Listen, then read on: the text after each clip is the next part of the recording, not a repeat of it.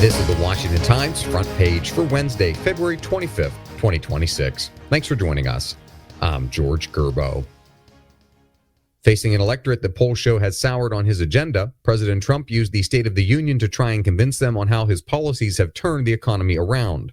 Susan Ferricchio reports the record-long hour and 49-minute speech to a joint session of Congress touted the One Big Beautiful Bill Act, which eliminated taxes on some tips, overtime pay, and Social Security, in trying to persuade increasingly wary Americans that the economy is stronger than they believe.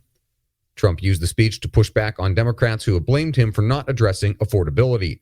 More than 70 Democrats skipped the speech, with some attending the People's State of the Union rally on the National Mall.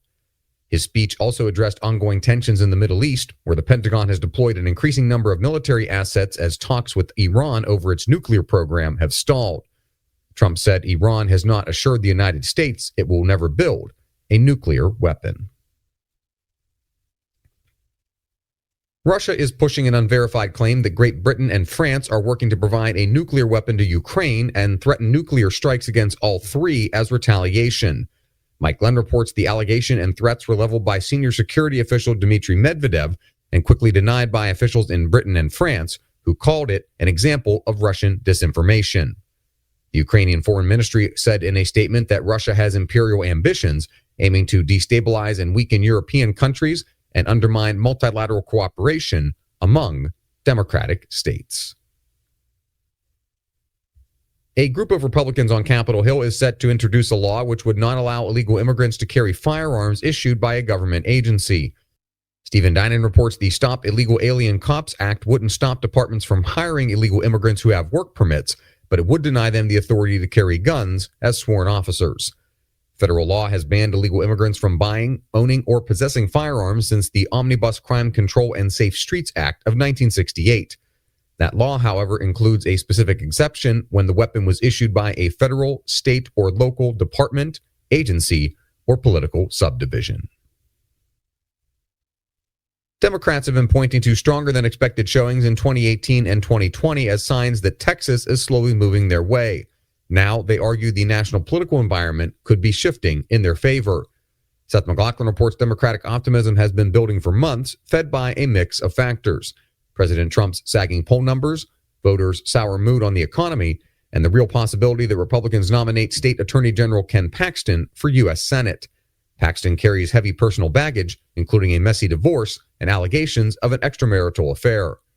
A Texas-based Democratic political strategist sees something broader at work.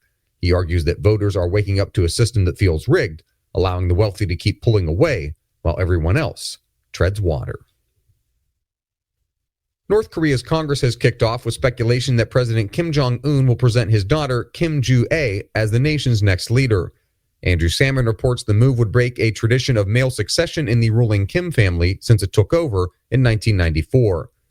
Joo-ae has so far been a no-show at the Workers' Party Congress, which started Friday to set the nation's policy goals for the next 5 years.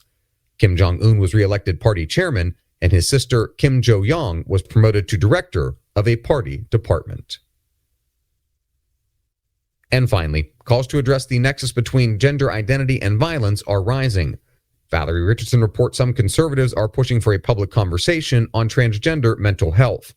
Rhode Island House Minority Leader Mike Chippendale urged political leaders to stop tap dancing around the issue after a female-identifying male shooter killed 2 and injured 3 at a Pawtucket ice rink before dying by suicide.